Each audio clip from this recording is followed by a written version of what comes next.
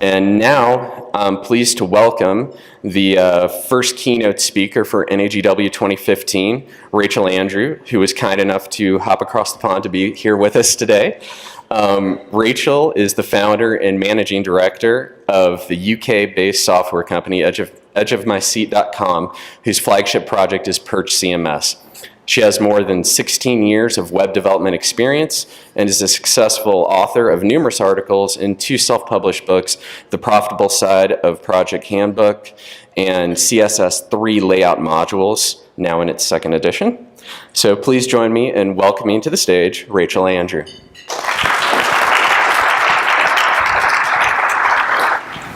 Right, here we go. Oh, and that seems like it's on. Great. So yes, I'm Rachel Andrew. I'm a web developer from the UK. I'm very happy and honoured really to be invited out here to open your conference in Albuquerque. I've got a bit of a theme to my slides today. I'm originally from the northeast of England, Newcastle, so that's the particular British accent that you're going to be battling with today. But I now live in Bristol, which is the southwest of the UK. Now, Bristol is a lovely part of the world if you ever get to visit, but the notable thing about Bristol is that it's home to Europe's largest balloon fiesta. It happens about a mile from my house. These are our balloons all taking off from the harbour side at Bristol. Hot air balloons aren't very keen on rain, so it's quite unusual that they actually manage to get the things in the air at all in Bristol, because mostly it rains. So I couldn't come here to Albuquerque and not go in a hot air balloon, so this is taken from a hot air balloon. On Monday I went up with Rainbow Riders and had a good view of the countryside, which was just fantastic if anyone ever gets a chance to do that. So I was never supposed to be here. Back at school in the late 1980s, some men came in to talk to us about computers, and they declared that everyone would need to use computers in their future careers. And I stuck my hand up. I'm like, sir, I won't. I'm going to be a dancer. And they conceded that maybe dancers wouldn't need to use computers. And this, as far as I was concerned, was fortunate, because my father, who's a computer programmer, had tried to teach me BASIC at some point and had declared that this child will never be any good with computers. I like to remind him. So I left school at 16, I trained in dance, I eventually went into backstage work. And it was while I was working backstage in London's West End that I became pregnant with my daughter. This was 1996. All I knew was the theatre, that was all I was ever going to do. I didn't have any useful qualifications, and working backstage, lifting heavy stuff, is not conducive to having a baby. So I ended up with a computer. And I only ended up with a computer because a man in PC World, which is a UK computer retailer, sold me a computer rather than the word processor that I wanted. I wanted a word processor because I could type. I'd learned to type at school on typewriters, being that old. And I was thinking about ways to earn money while I was having this baby and stuck at home. So I ended up with a computer, a Packard Bell 486. It had a 640 by 480 screen. And I could either get the modem working or the sound card, but not both. And thankfully, I decided that the modem was more important than music, and so I ended up with an internet connection. The ISP was run by 2 guys down the road in a shed, and when I had trouble with Trumpet Windsock, which was frequently, I'd phone them up, and if one of them was there, they'd kind of answer and try and help me. And I was 21, and I knew nothing about babies. And so while the net connection was working, I started searching the web that I'd just discovered. And I found actually an American site called Parents' Place. And other mothers were chatting there, so I joined in. And so the web, this very early web, gave a lonely and frightened young woman a place to find community and advice. And the thing about the web back then was that it was all really DIY, wasn't it? There was no Facebook or Flickr. If you wanted to share stuff, other than these bulletin boards and things, a lot of which you couldn't really post pictures or anything to, if you wanted to share anything, you had to build a website. And I really wanted to share my baby pictures when my baby was born with my new online friends who are in America. And so amongst these boards about pregnancy and newborns and housework, there were boards about learning HTML. People who knew Photoshop, who were like magicians, They were creating border sets like this. And they were sharing them along with the HTML, table-based layouts, of course, sharing that to other people so that we could also build ourselves a website. So I learned HTML, and I built a website. And then a strange thing happened. And in fact, a life-changing thing happened, because I was suddenly the person who knew HTML. I had this skill. I had the ability to publish this new medium, and someone paid me to create them a website. And they told somebody else. And then they paid me to create them a website. Not much, but people were paying me, and it was more than typing. So I was picking up how to do a lot of stuff. I started teaching myself Perl because I wanted a guest book on my website, because that was like the best thing you could have. And so I was starting to teach other people. I was teaching people at first on the boards on Parents' Place, and then I started to move out into forums for actual web designers and realised that I knew quite a lot of stuff, and so I was starting to help other people. I figured if I was going to ask as many questions as I was, and I was asking a lot of questions, I ought to kind of give back and help people out.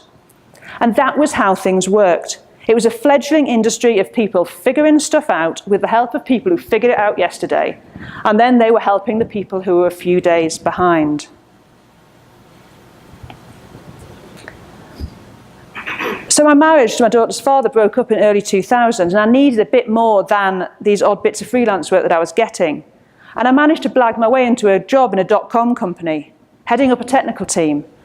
Me with my scraped together HTML skills, my really bad Perl, and my knowledge of Linux that I'd learned by trying to install Linux on these terrible old machines that I used to get, Office surplus machines, while I was trying to learn Perl.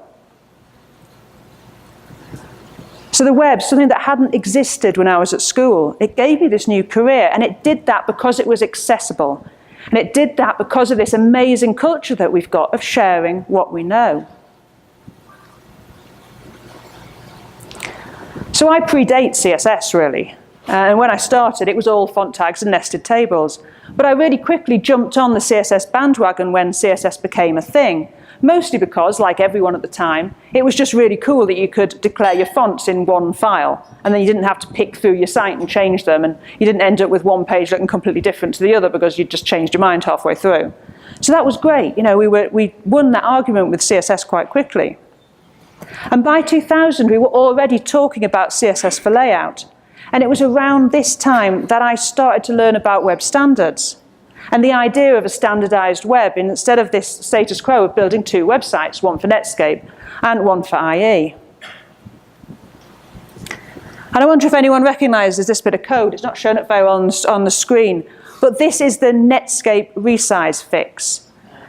Now, Netscape 4 built their CSS implementation on top of their own JavaScript style sheets idea, because when it became obvious that CSS had kind of won. And this implementation had amazing issues. One of which was, if you used any absolute positioning in your document, and you could only position from the top left at the time, you couldn't use bottom right. If you used any absolute positioning, and then the user resized their browser window, all of the positioned elements would stack up top left, which was suboptimal. And so the only way to fix it was to reload the browser.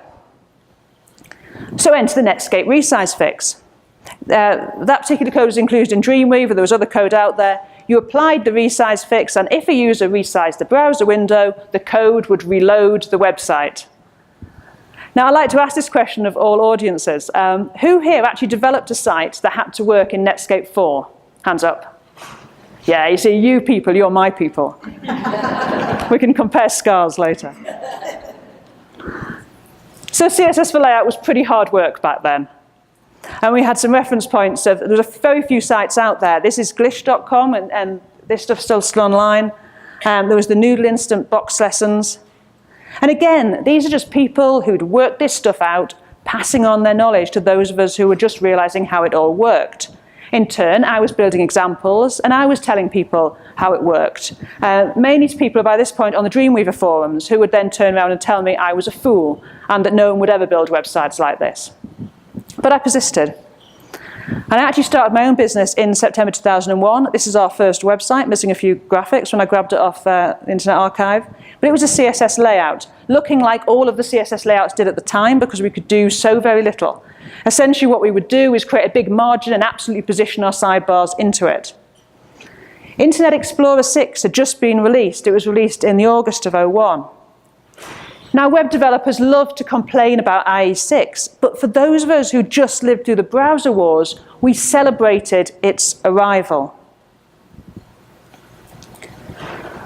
And when I was working through the browser wars, I became influenced by the work of the Web Standards Project. And this slide here is the original 1998 mission of WASP.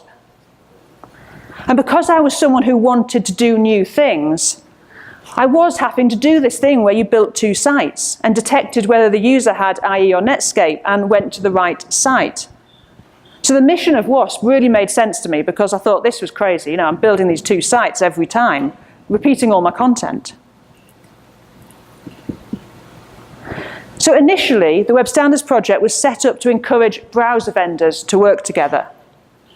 Because the reason we were building these two sites was because the vendors were using features, web features, for competitive advantage. And we thought, how cool would it be if vendors were competing on who had the best standards support? So that's what the Web Standards Project were trying to do. The original WASP members campaigned to that end. They encouraged a new culture of competition on the web. And so Internet Explorer 6 was a browser we encouraged people to upgrade to through campaigns like the Browser Upgrade campaign.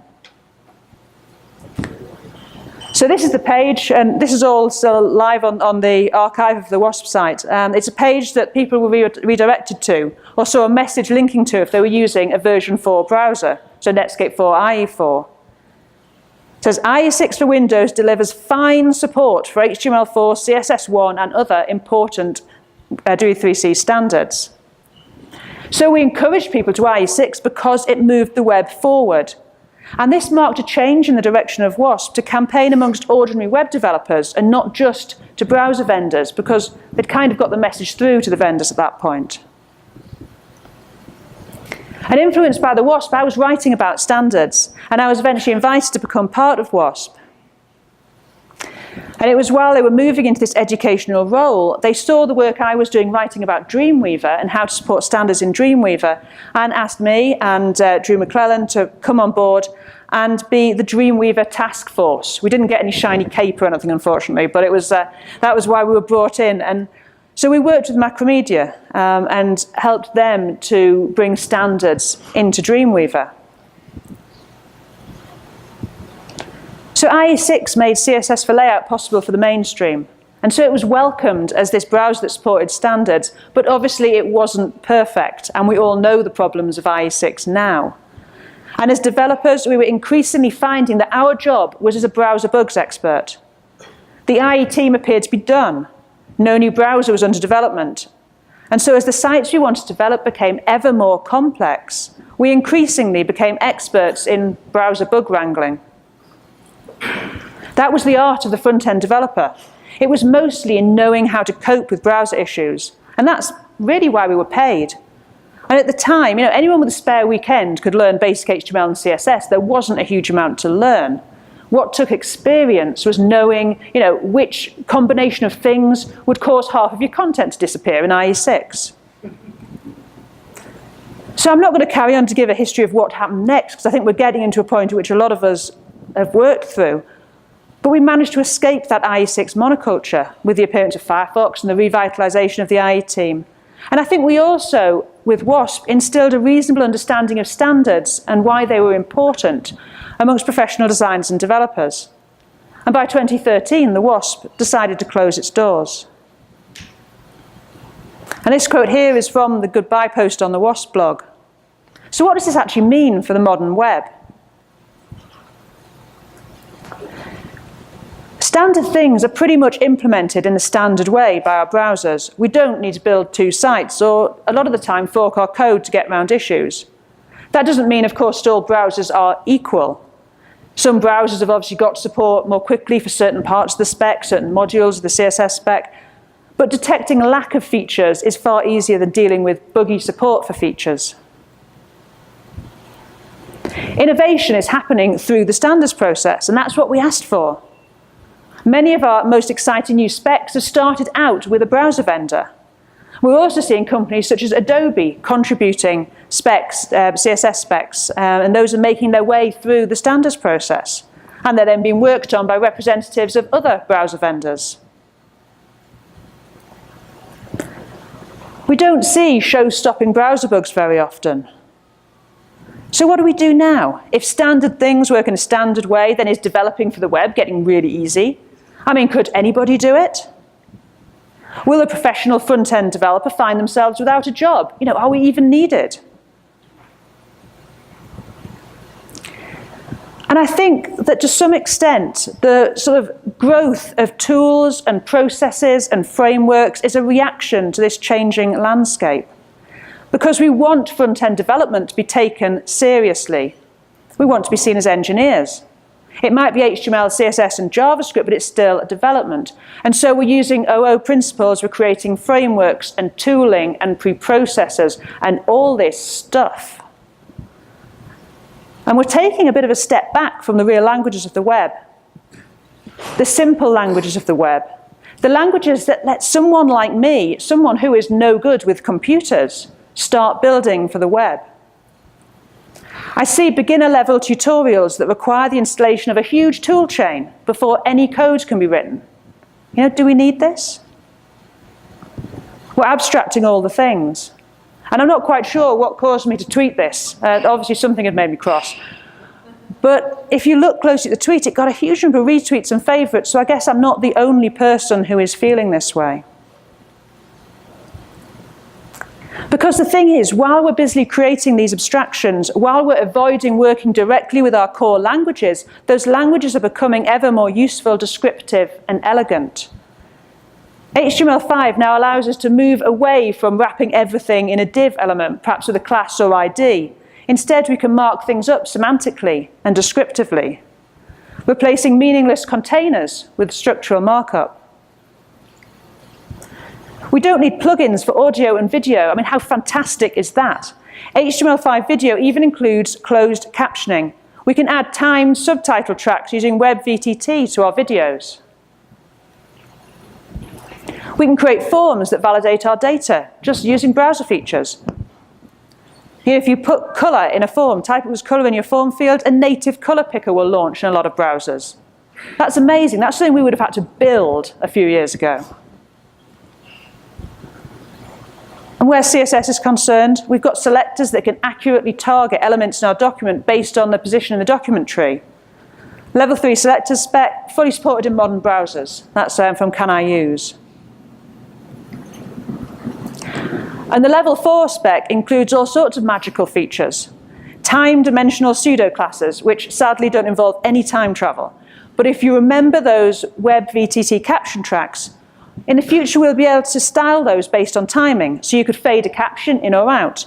Or you could highlight the line in a document that's also been read out to the user. As someone who's always been interested in layout, one of my big frustrations has been that layout for the web hasn't moved on as quickly as other things, because it's actually very hard to use a new layout method. But there's now hope. We've got Flexbox, the Flexible Box Layout module, and that's allowing us to do all of those things that we sort of bafflingly can't do with older layout methods. And it gets even better. I've been doing some work, and I'll show you some examples in a little bit. I've been doing some work about the upcoming CSS grid layout module. It's an incredibly exciting module if you want a proper grid system for the web. And I can talk about grid all day. If anyone's particularly interested in it, then grab me later. But here's a really simple example. I've got this markup, a wrapper with 3 elements inside.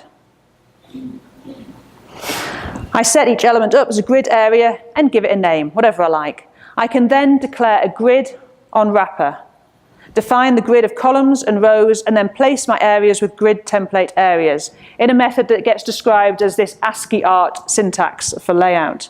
And that's it. That's the layout created. There's no floats and no positioning needed. And the important thing about this and about Flexbox is that the layout is described in CSS. So the layout can be redefined within media queries. You can add a grid at any breakpoint. You can redefine the grid at any breakpoint. It's incredibly clever. It's a wonderful spec. And so I've put a whole bunch of examples up on GitHub. Anyone can have a look at these. And all of these links that I'm showing, I'll be giving you a link at the end. You can go and find them. Grid all works in Chrome. You need to enable the experimental web platform features flag at the moment. So the reason I'm doing this is to encourage developers and web designers to look at Grid, to offer feedback to the working group, to play with it before the specification reaches completion. And I get emails like this. I'll have a look when there's a SAS mix in. And then the red mist descends. Because this infuriates me, because Grid removes a lot of the need for preprocessors to deal with layout. I'm sure that there will be things that when Grid is actually out there in production, there'll be things that preprocessors can do to make using Grid easier. But a lot of what we're using SAS or other preprocessors for layout is to abstract out the math that is so difficult when you're working out layout today using floats and things. So here's an example. This is a grid system called SUSY Grid. It does all the calculations for you to create grid-based layouts without needing to add a bunch of classes and extra HTML to your markup to describe the grid. I found a neat tutorial which walked through developing a complex nested grid using SUSY. Now SUSY is basically a bunch of SAS mixins. It allows you to create a grid-based layout and then compile CSS that lays out your design on the grid. You could obviously write this CSS yourself and calculate the size of all the columns for each element, but that's quite a lot of work. And every time you move things around or you create another breakpoint, you have to do all that maths again. So SUSY takes out that painful step for you. So if you follow the tutorial, you see how you do this. It's very, very clever. And actually, if you're looking for a way to do layout today while we're waiting for Grid to land, SUSY is a really good thing to have a look at. But I wanted to see if I could do this with Grid layout without needing the SAS, without needing the complex calculations. And it turns out that I could. No preprocessor required, no additional markup required. And again, the full code for that is on gridbyexample.com. Now, the point of this is that we should be all over a spec like Grid. It's the future. It's fantastic. All of this stuff works in Chrome. It has done for well over a year. It's been usable in Chrome behind a flag.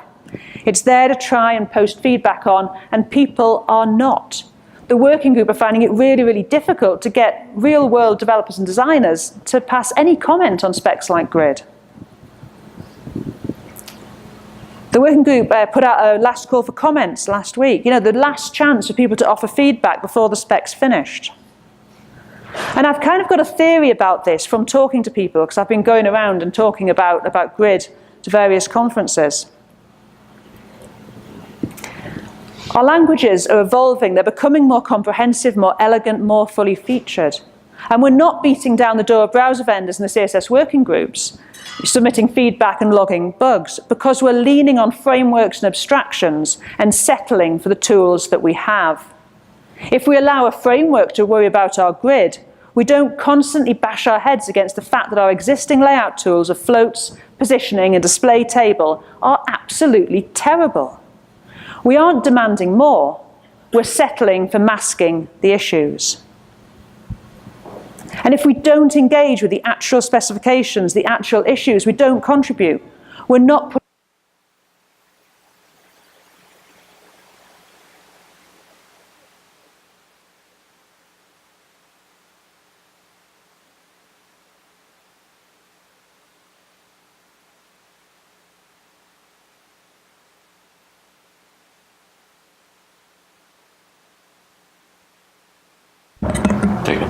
Yeah, cool.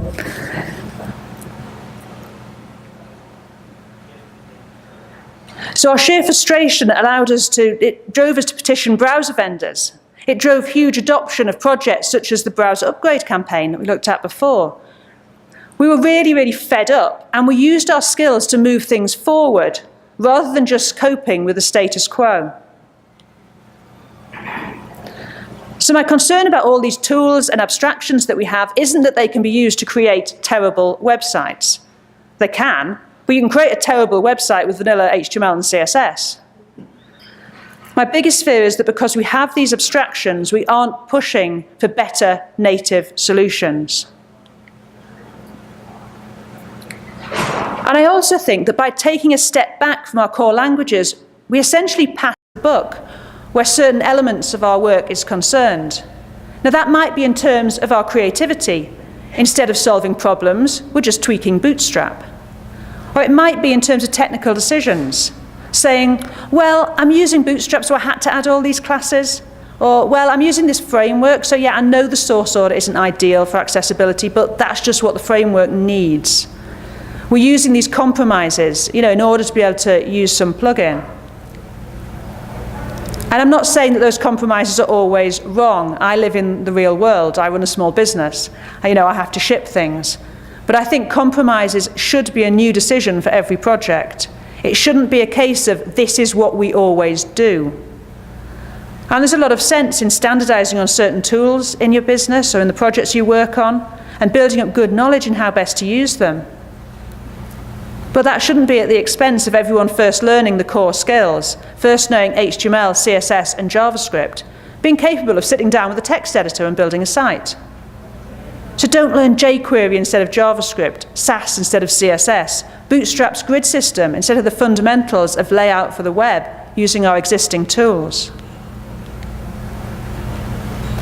There is a huge difference between a person who knows HTML, CSS, and JavaScript well and then picks a tool to save some time, and these people who know just a single tool and have to use it for every single project, whether it sort of suits it or not. I find it's often with these kind of single tool experts that you get the most passionate advocacy of the tool because their professional skills are wedded to it. There's fear about what happens if it goes away. Panic if someone points out potential issues with it. It's got to be good because that's what I use. Don't let yourself become an expert in only one tool. Become expert in the core languages and then pick the things to use on top. These fundamental skills are pretty much timeless. What I do today isn't so far away from what I did right when I started. So knowing them well allows you to switch between tools and frameworks. You can pick things up, you can put them down again. You'll not find yourself scrambling to relearn if the tool you love falls out of favor or if some big problem is discovered with it. There's confidence in the ability to write HTML and CSS well without needing anything more than a simple text editor. And that confidence will help you to negotiate a seemingly endless tide of shiny new things that everyone seems to be learning and everyone is telling you should be using. That Netscape Resize Fix I showed you earlier, that was still showing up in websites years later. These were new websites. These were websites built long since Netscape 4 had shuffled off the stage. And they had the resize fix because a designer saw it in the Dreamweaver menu and thought, fixing Netscape, that sounds like a good idea. I'll apply that. They had no idea of what it was doing. So it remained as embedded shrapnel of the browser wars, an unnecessary chunk of code, never to be run, just there. And I wonder, will we still be relying on frameworks to abstract layout issues long after support for grid and flexbox is widespread? How many designers will just not realize the framework they're using is kind of doing a job that's no longer required? And it isn't just that this stuff's going to lurk around and we don't need it, it's being loaded for no reason. We're actually seeing these past best practices become anti-patterns. As the web moves to HTTP2, we're going to see long-held techniques such as spriting images, combining small assets into one large file, splitting assets across domains, concatenating CSS and JavaScript. All of these things are going to make your site slower. They're going to be bad practice. And that's coming really soon. So we try and save time by outsourcing some of our work to a toolkit or framework. But are we then relying on someone else to decide when we catch up with the modern web? And when it comes to time, I've long held to the idea that we shouldn't optimize our experience as developers at the expense of our users. That is the wrong place to optimize when you have a choice. We write code once. It runs hundreds of thousands, maybe millions of times in the browsers of our visitors. I would rather spend a bit more time developing when I'm writing that code once, maybe twice, so that every single visitor to our site gets a better experience. Aaron Gustafsson makes a great point in this post, and he's another web standards veteran. And he's as worried as I am about this trend to make developers' lives easier rather than those of our users. And this increasingly matters with so many people around the world now only accessing the site on mobile. So there's a real case to be made for making sure your applications and sites work well on mobile. This is a slide from We Are Social's Compendium of Global Digital Statistics, which is really good to have a look at if you need to make a case for why this stuff matters. So even here in the US, I think about 25% of people are accessing sites on mobile, and that climbs steeply when you go into sort of developing parts of the world. And particularly in those areas of the world, people aren't using the latest iPhone with fast connections. They're often using feature phones. And we often try and justify the shortcuts by saying, well, this is only temporary and we're going to replace it. Now, I know I've done that, and I know that then years later I'm still maintaining this crufty thing that was only supposed to last for 2 months. So try not to think that, oh, this is just temporary, it's going to be fixed, because quite often it won't. You might move on to a different project, and then it will just remain there for somebody else to nurse along for years and years. Throughout my career, I've chosen to protect the inherently accessible nature of the web, because it starts out accessible. A plain HTML document is very accessible. And I do that because I truly believe that this is for everyone. It's for everyone, whether they're on the latest MacBook Pro on a fast connection, whether they're using a screen reader, whether they're in a developing country on a limited feature phone, the web is for everyone. And I still believe that progressive enhancement is the best way to protect that. It's the best way I know to protect this web for everyone and for the future.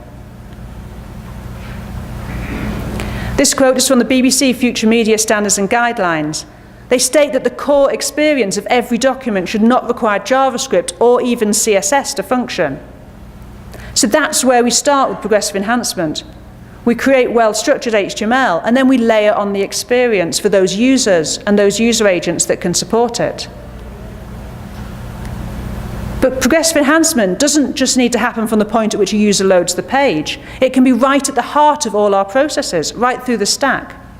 What's the core experience that you need to provide? There's rarely a business or user case for bling and for showing off. It matters less than you think. Instead of looking for magic tools that give us an all-singing, all-dancing UI from the outset, we develop a basic but usable thing first. That can be shipped. It might not have every possible feature, it might not be snazzy, but it can be shipped, it'll work, it gives people the information that they need. And we're then iterating on a solid base. We're not chucking up something that looks amazing and promises much, but then just doesn't work on mobile. Or it locks out someone on assistive technology, and then we're scrambling to retrofit, and that's a terrible place to be in.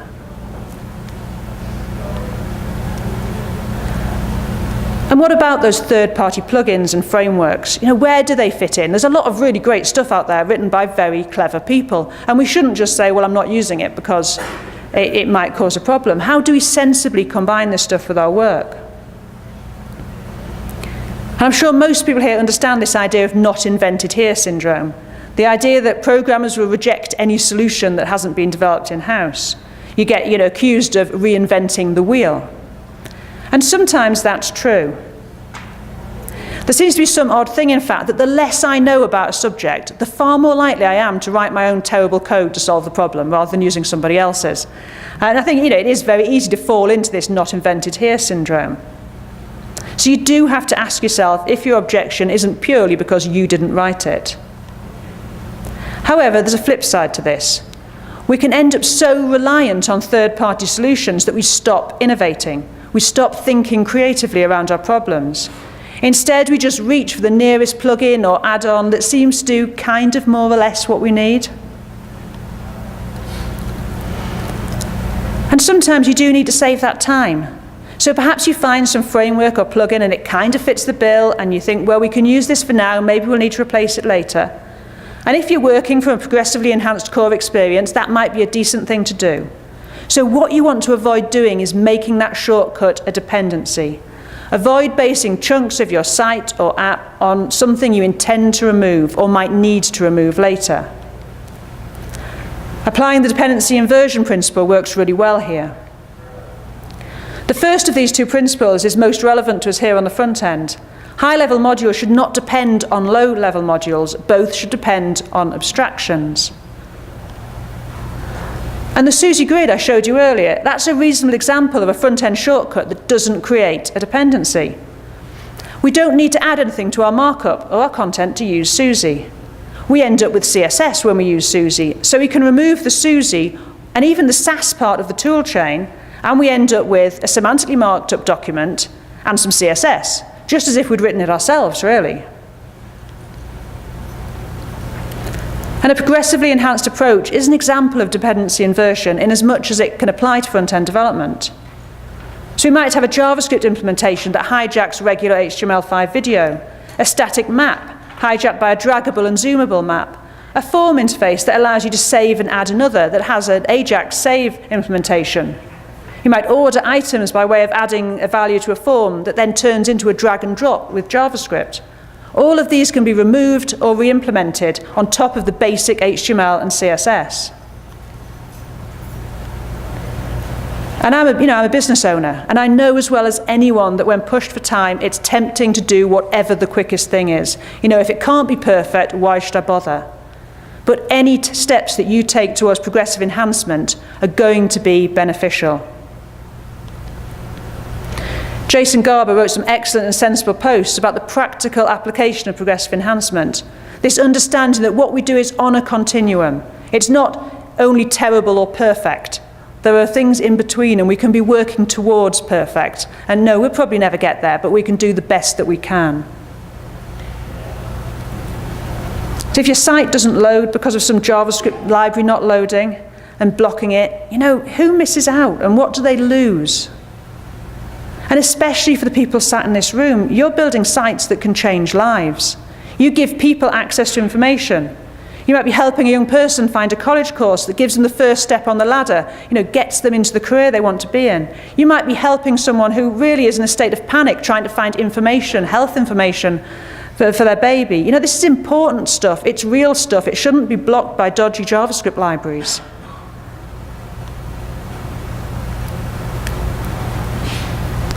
And I wouldn't be standing here if it hadn't been for the many people who've shared their knowledge with me over the years that I've been in the industry. It started with those mothers in Parents' Place, explaining to me how HTML worked, and it was a complete mystery to me. There were people on Usenet answering my endless questions about Perl as someone who'd done no programming, who believed herself to be no good with computers, tried to figure out how to build that guest book. There's many of my peers writing and speaking today whose work I rely on to use new techniques, their work I've quoted in this presentation. And I think that with a confidence in what you know, by learning your core skills well, you're able to use that knowledge to give back to the web, to give back to other people. Because if we, the current incumbents of the web professional title, are stepping back from direct contact with the core technologies of the web, how do we ensure that future developers also understand the core technologies of the web? This learning and then giving back is so central to the web that I know and love. It's so central to the fact that I'm here at all, to the fact that this strange thing that is my life has me standing here talking to you people in Albuquerque, coming all the way from the UK.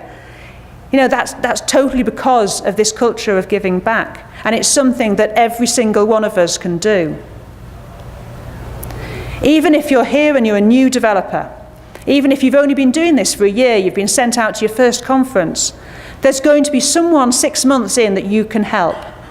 And in fact, you as a new developer will probably be better at helping them than someone like me, because you've just learned it.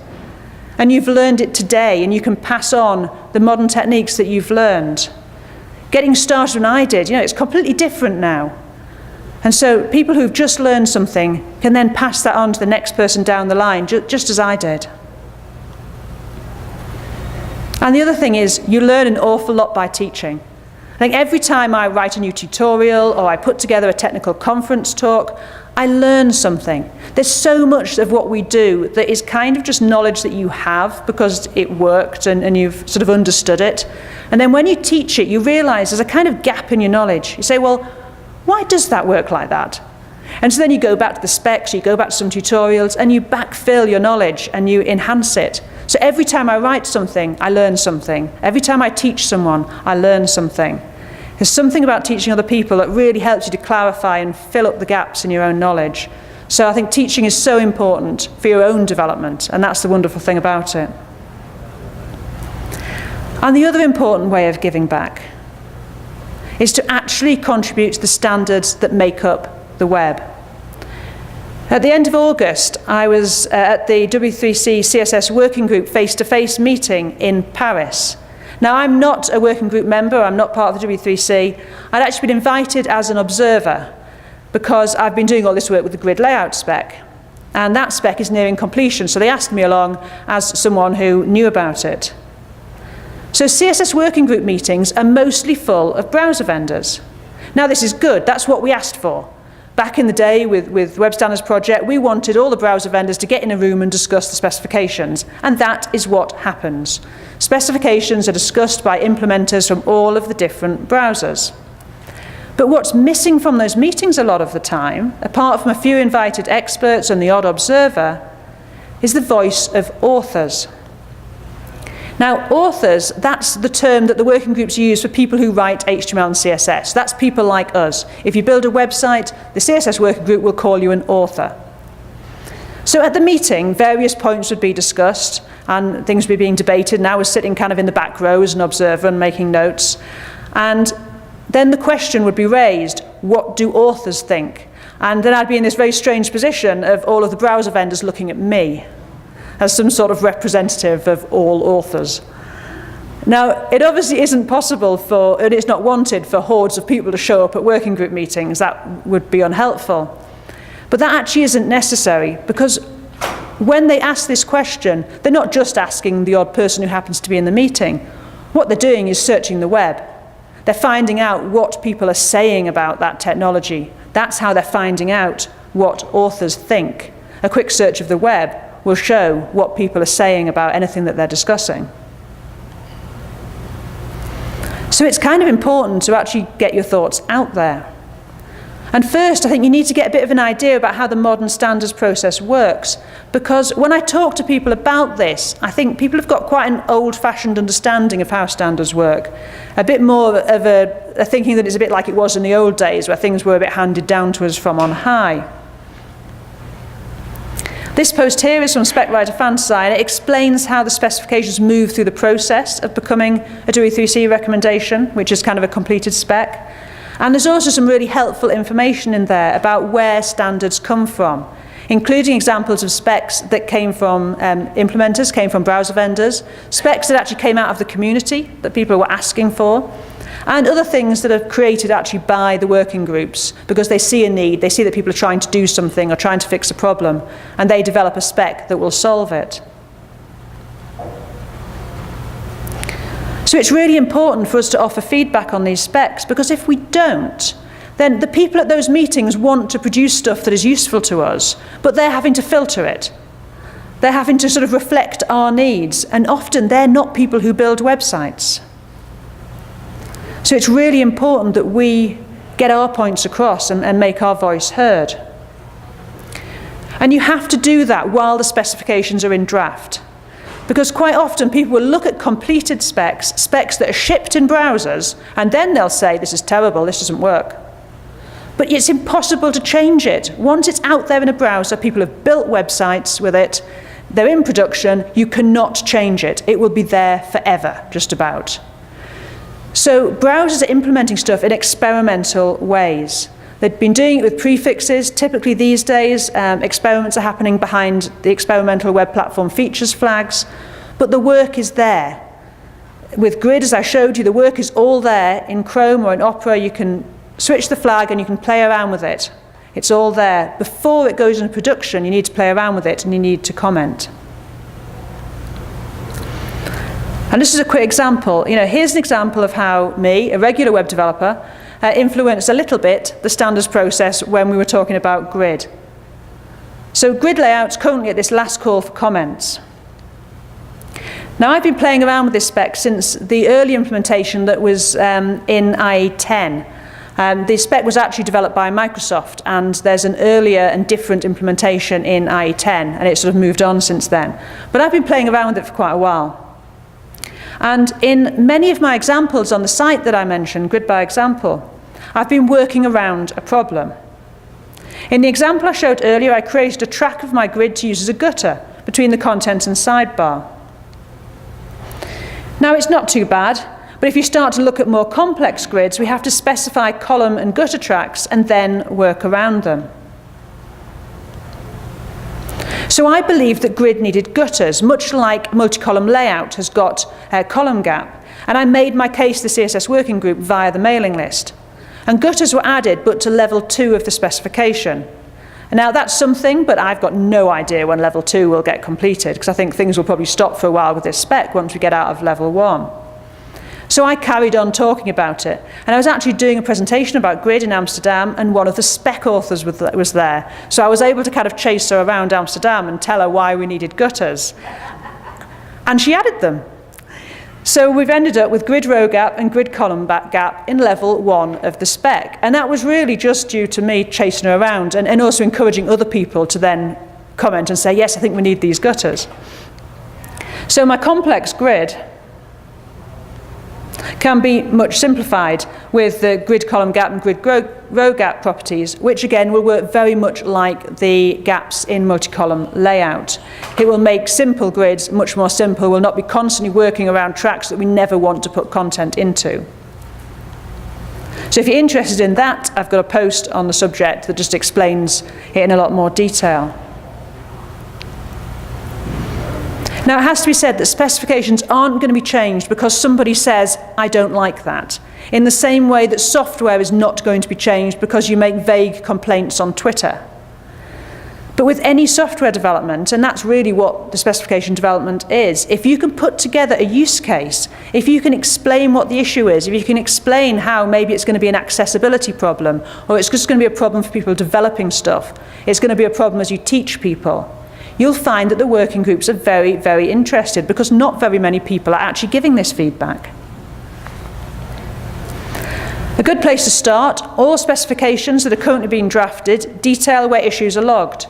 Often these issues are really a request for people to comment, and they might be just as simple as naming. Is this a good thing to call this property, or is it going to confuse people? And that's an easy thing to comment on. You can think about it. Think, if I was teaching this to somebody else, would this make sense? And you can post and let them know. So these issues here are the ones listed for grid layout. And if there's anything you want to comment on, the appropriate way to do so at the moment is to post to the mailing list. Now, I know that those mailing lists are not the most friendly of ways to contribute anything. If you follow the CSS Working Group mailing list, my advice is set up some really, really good mail filters for the things that you want to know about, because otherwise there will just be this torrent of stuff, and a lot of it will be completely baffling. I have filters for all the layout stuff that I'm interested in, and I pretty much don't read the other things. And if you're a newer person, a newer web developer, you may never have interacted on mailing lists before. So I'm hopeful that this is actually going to get easier. It looks like the CSS Working Group will move to GitHub for their issues in 2016, which I think is a really positive move because that's where people are. They're already on GitHub, so it's great if they can comment on issues on GitHub. We've also got the new Web Incubator community group, which has been created. And that's grown out of the Responsive Issues community group, the group that got together and created the new standard for responsive images, showing that a bunch of authors could get together and actually create a new standard. So the new aim is to kind of help that happen in more places, to be a kind of friendlier way for people to get involved with standards. Part of their work is to create a new forum for general discussion of specifications. That's a bit easier to get into than the mailing lists, and it's more for general discussion of standards. Might be a good place to go if you've kind of got an idea but aren't sure whether it's something you want to post to the mailing list. You can always go and discuss it there, and there are some friendly people around who will help you talk about it and maybe help you create some use cases. Something else, if you're into polyfilling and if you're a JavaScript developer, keep an eye on something called CSS Houdini. It's very, very early days. The second link on this slide is a good explanation of what it's about. It aims to expose the things about CSS that are pretty much magic, and so that anyone who wants to create a new feature doesn't have to figure them out for themselves and kind of, try and reverse engineer what browsers are doing. So this will make it easy for anyone to create new features, new layout techniques, for instance. And even if you don't feel you've got something to post to the working group, you can still help by showing that authors are keen on getting a spec implemented. Write a blog post, talk about it, and publish your slides. Make sure that there's noise out there, so when the working group starts searching and saying, well, what are authors saying on this subject, they find your stuff. Now, anyone can do this. You don't need to be a sort of well-known person on the web to be publishing things to your blog and for it to be picked up and people to be finding it when they're searching specifically for that information. Some browsers, such as Microsoft Edge here, giving a direct way to vote up features that you want. Go and do it. Go and vote for the stuff that's important to you. It's really important that we make a noise about the stuff that we want, and not just in the direction of the DOE3C, but also to make sure that browser vendors know what we want implemented. Because it doesn't help us if something gets into the specification, but is never implemented in the browser, well, it's useless because we can't use it. So we need to make sure we're making that noise so that the browser vendors know, yes, the authors want this, because I can tell you they're looking. So here's a suggestion. Have a look at the new specifications that are coming out. They're all listed there on the DOE3C CSS Working Group site. Have a look. If you find a specification you think is really cool, adopt it. Become a cheerleader for it. Write blog posts, play with it. Play with any early implementations. Tell your friends about it. That's what I did with Grid. I thought it was great. I wanted to make sure that we actually got this into our hands, and I started just to make a noise about it. For about 2 years, there was nobody else talking about Grid. I was like some sort of lone crazy lady shouting about it. And slowly, more and more people started to talk about it. And now I'm seeing all sorts of things popping up. Over the last couple of months, there have been huge amounts of people writing about Grid. It's fantastic. And so the cool thing is, actually, if you're someone who would like to speak at conferences, you'd like to be talking about things, if you find some emerging specification and start writing about it, you can be pretty sure you'll be the only person doing so, which gets you, you'll be able to put in a proposal to talk about that just about anywhere because no one else will be talking about it.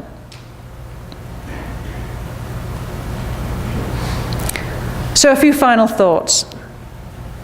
I hope you all have a really great couple of days and learn lots and lots of stuff. I'll be hanging around all day today. I shall lurk about in the breaks. Come and grab me if you want to sort of ask any questions privately. I've got a few final thoughts to share with you before I let you get on. The pace of change, seems too fast now for anyone to keep up. But if you learn your core skills well, you can use them to assess whether you really do need to learn the latest framework, the latest technique. There's confidence when your skills are built on the bedrock technologies of the web. Accessibility should be at the heart of everything that you do. Who cares if your site is beautiful but no one can get at the information? And that's particularly important for you people here. We're not creating art, but there's beauty and there is joy in the creation of things that guide and help people. Sometimes the best compliment you're going to get is that people leave your site quickly, because they've got the information that they needed. And please look for ways to give back to the web. Your thoughts are important. You are the people who create sites using the specifications developed in the DOE3C process. The people you build for are those who use them. So it's important that the knowledge you have of serving your users is reflected in the process. Please get frustrated with the way things are. Don't just accept, don't just settle, don't mask them with tools. We've come an awful long way since I first started on the web, so please let's not stop now. Thank you, and all my slides and bits and pieces will be up on that link later. Thank you very much.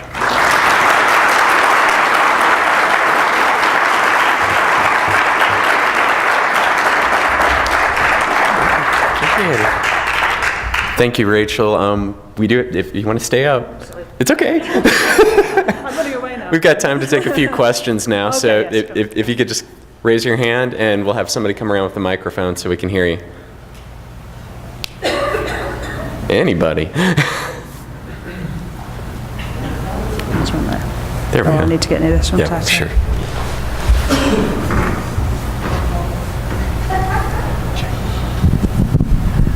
I was really interested in your comments about the use of frameworks, and many of us who were more old schoolers are now in a situation where we're churning out a lot of government data and we're relying on vendors to present that data. So a piece of the puzzle that I struggle with is how to hold people's feet to the fire when you don't have access to the code anymore. And when you really can't drive that process because you've jobbed it out to someone else. You have any thoughts about that? So you're working with contractors who are doing that Correct. work? Yes. Right, yeah. So I mean, I guess it's about having that really as policy, as what's written into the contracts you have with them. If there are, and it's the same really for any business contracting out to someone, you have to have guidelines in place, written guidelines saying this is how we do things and these are the things that matter. And I think it's important to actually, kind of everyone needs to own that, don't they? Everyone needs to say these are things that matter to our organisation, and we understand that maybe it takes slightly longer, and there is, I know, a huge hurdle to get over in terms of getting buy-in from all the stakeholders to actually make that important and not just make getting it done as fast as possible important. Right, and so it's a lot of times an element of time. So, for example, when you went out for RFP, was HTML5 and CSS3 even available, and was it part of your spec? So it's constantly a moving target too. So I feel like, particularly in government, everyone loves to say how slow government is, but so are their contractors. Yes, and for a lot of good reasons, really. I'm not really down on them. It's a situation that I find to be very untenable, and I struggle with. Yeah, and I think there's this thing about not making these things dependencies. If you know that you're using something which you haven't got control over, if you can try to make it as isolated as possible from the rest of things, then it makes it easy to switch things out. I think that's the case really with relying on any APIs and things. If you can have that kind of loose coupling, it makes it easier to remove it in the future. And I think that's generally a good approach for third-party stuff, is to be coupled as loosely as you can.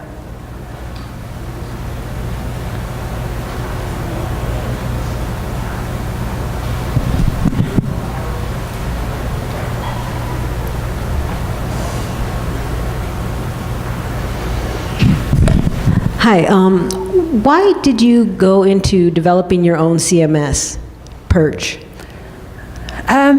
A long story, but in brief, so my company originally was a services company. We were building websites. In fact, we built quite a lot of sort of charity websites, big content management projects. And Perch is, for those who don't know anything about me, Perch is a mini CMS essentially. It was a sort of drop-in thing. You built a set of HTML pages. You want the CMS just to drop in and let someone edit a bit of content. So rather than a huge CMS that you might have to rebuild your site to use. And it was basically because we needed it. There wasn't anything like it that really sort of cared about standards in the way we did and cared about structured markup and structured content. So that's why we built it, and it then just took off as its own thing. So essentially now we don't build stuff for other people, we just support Perch, and that's what we do. But yeah, it came out of a business need really. We needed something like it, so we built it.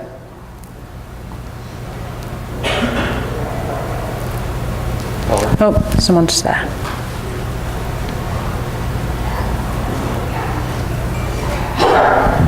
Hi, I just have another follow-up with your comment on frameworks versus, just the core languages. I agree with you that, someone needs to master the fundamentals in the core languages first. But so are you saying that that's important? But frameworks.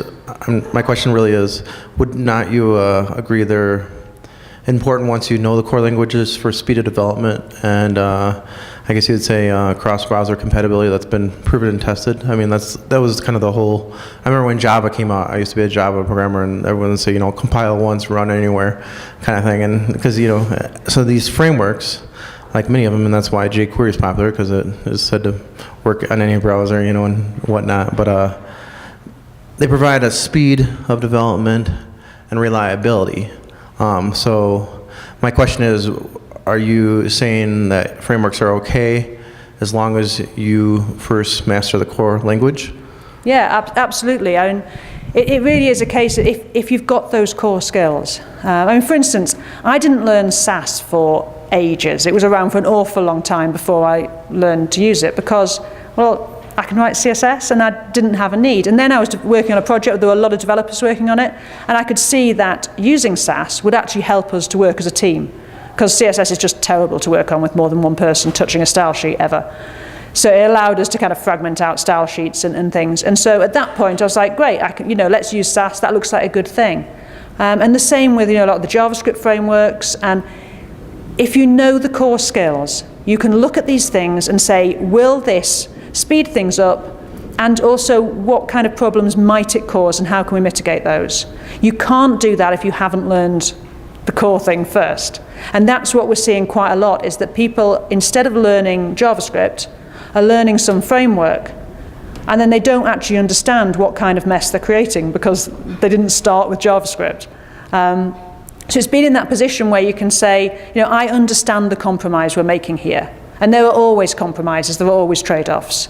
You know, you might get speed, but yeah, you might get slightly more crufty code, it might be a bit slower. And so I think knowing the core skills gets you into that position where you can understand and account for those trade-offs and decide which are okay.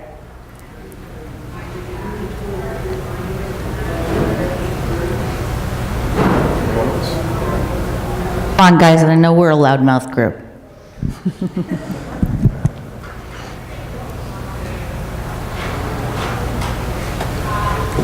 Cool. Well, thank you very much for having me here.